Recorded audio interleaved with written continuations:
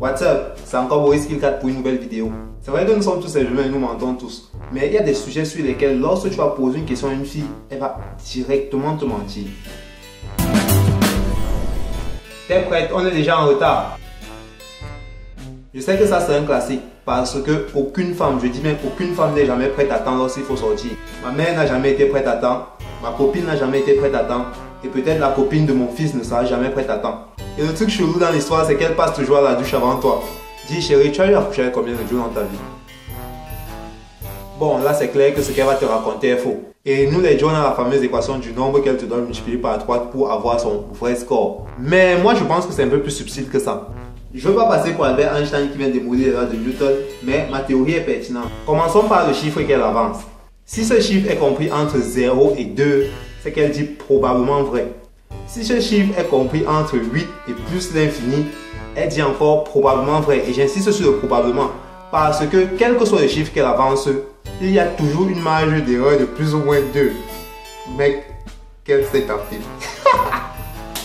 Pour ce qui est du reste de l'intervalle qui comprend les nombres que je vais citer, 3, 4, 5, 6 et 7, vu qu'on travaille dans les nombres entiers, il n'y a pas de demi mec, elle te raconte un mensonge bon.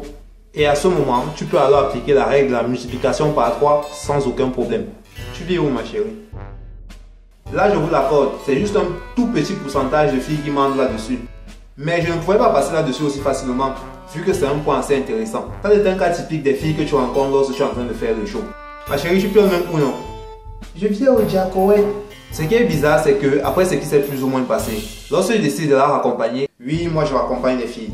J'ai été formé à la grande école de Juliette, je t'aime. La même fille va te montrer sa vraie maison étant Bafia. Bon, avec un peu de recul, je me suis souvent dit que entre Oja et là où elle vit réellement, le taxi peut être souvent cher. Donc elle profite. Oh oui, je jouis.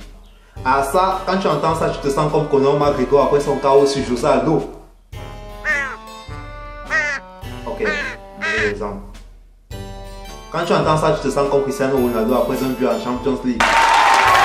Désolé pour toi mon gars, je sais pas à quel point toi tu es fort, mais les statistiques montrent que dans 70% des cas c'est faux. Ici, il y a principalement deux raisons pour lesquelles elles vont te mentir.